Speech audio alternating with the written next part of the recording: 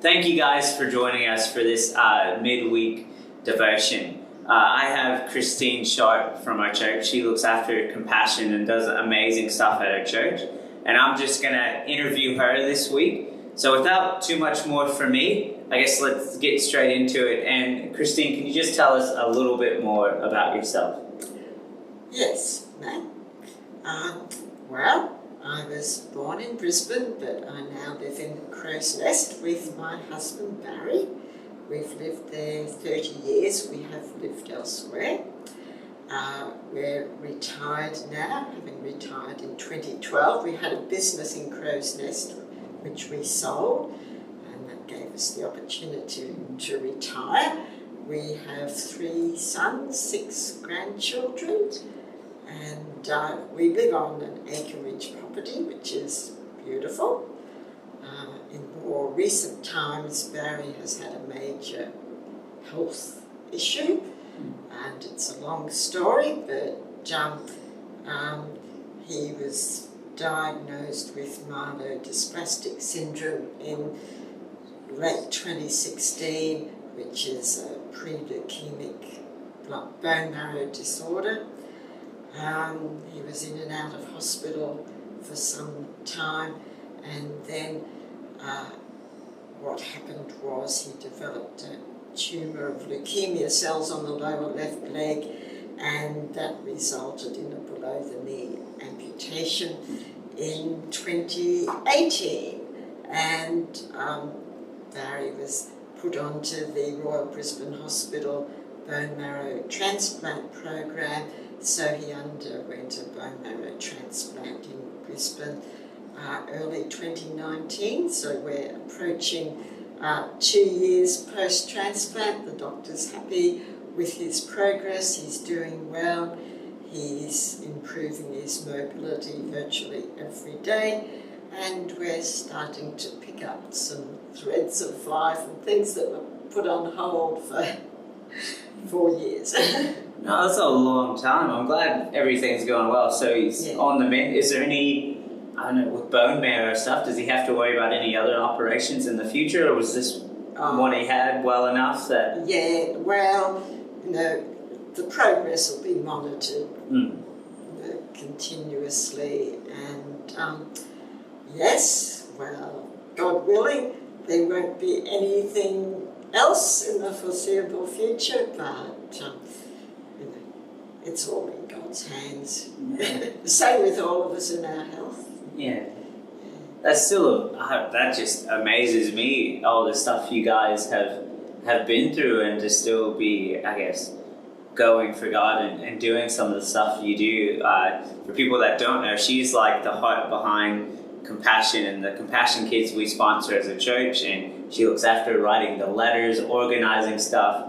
I think I still need to take pictures of our youth group, so hopefully this week I'll remember to take some so we can send that to him as well. But she does an amazing job with that, and even other stuff around the church. But yes, Compassion, I must say, doing the letter writing is something I've been able to do all that time, because the letters arrive online from the children now, and I can reply online, so I can take it with me, and in spare time I can do it behind the scenes, and it still continues. Yeah. That's awesome. What's the why behind some of the stuff that you do that kind of motivates you, especially with, I guess, the past 4 years? It sounds like it's been busy for you guys as a family anyways. It has been busy, but it's always good to maintain some degree of normality.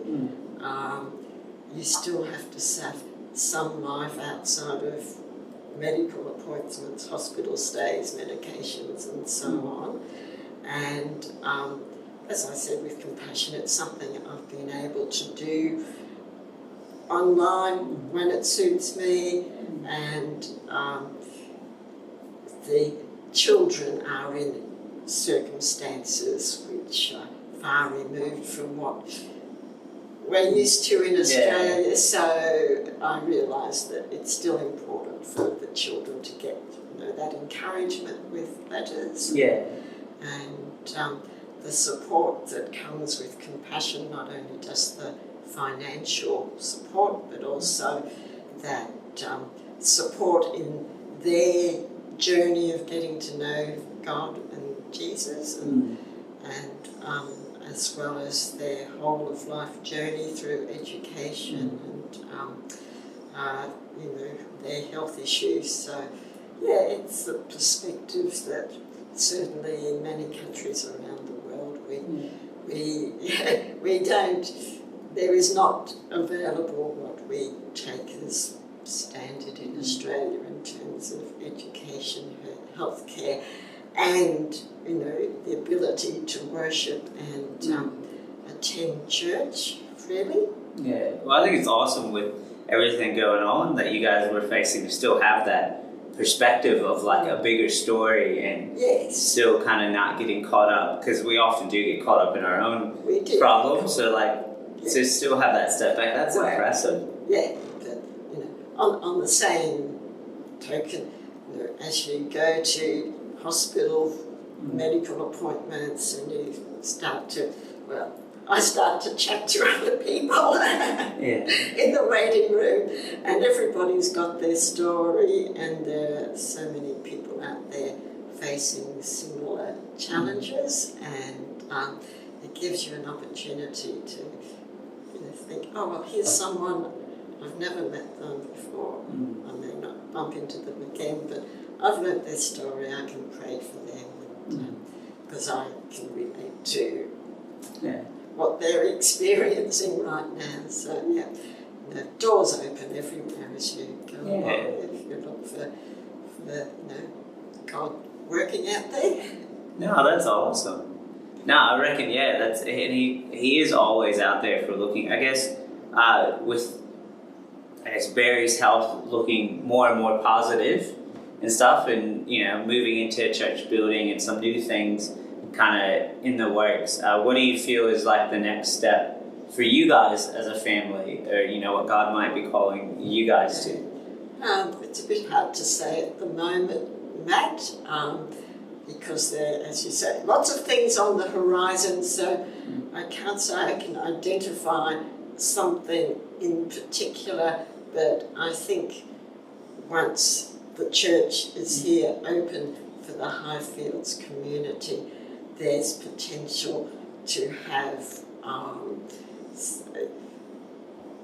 drop-in sessions, which I think you might have in mind, maybe for older people who are a bit isolated, or anyone who, we have a lot of connectivity in society, but there's still a lot of people who are lonely, isolated, separated from family, and somewhere where they can just come and do some crafts, play board games, have a cup of tea and chat. I think it's a central location, and there's the potential to do that.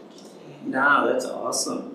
Yeah, well, I think, there is, and hopefully as a church we're willing to step out and see what that looks like. But I can understand, like, with so much on the horizon, it's hard to have one thing in particular. It's kind of just taking it, I guess, one step at a time, and kind of figuring out the bigger picture as you go along. Yes, and I think God puts things in front of you, and you have to be a little bit patient.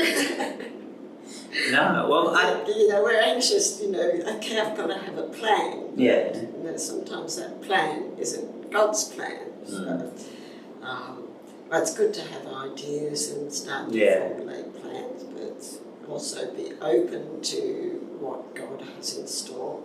Yeah, and maybe those plans not changing, being willing to be flexible. Something a bit different from what you thought was going to happen to start with. No, totally, and I think that's a good way to be. Well, I guess that's pretty much all the questions that I had. Oh, okay. Yeah. So I guess I'll leave it to you to take us out of this interview. Is there one comment or something you would want to share to the church as we, I guess, finish off this interview?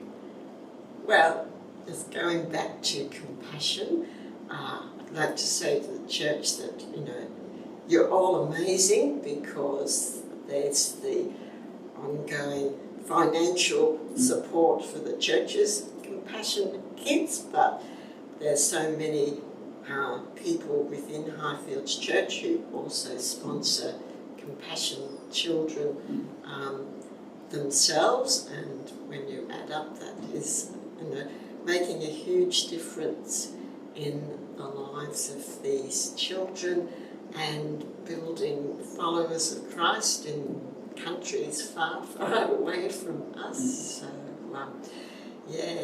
you're amazing with the church's support of compassion. Yeah, it's really great because compassion is Christ-centered. So, we're giving those kids the opportunity to learn about Jesus and the Christian faith, as well as supplying those needs of education and nutrition and medical care. Yeah. So good on you guys. Yeah. No, it's awesome. We'll finish up. If anyone wants to know anything about compassion, just talk to me at any time. No, awesome. Well, thank you so much. Thank you, Matt.